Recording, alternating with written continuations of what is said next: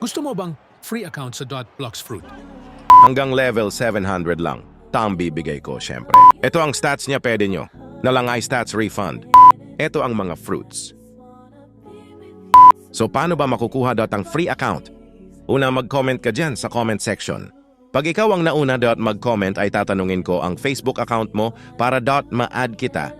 Pangalawa, ini-screenshot mo kung naka-subscribe ka talaga sa channel ko at kung naka-subscribe ka talaga ibibigay ko na sa'yo ang username at password. Ganyan lang kadali, mag-comment ka na at mag-subscribe. BT Baboy, hindi po ito scam. Namimigay po talaga akong free account. Wala naman mawawala sa'yo kung di mo susubukan.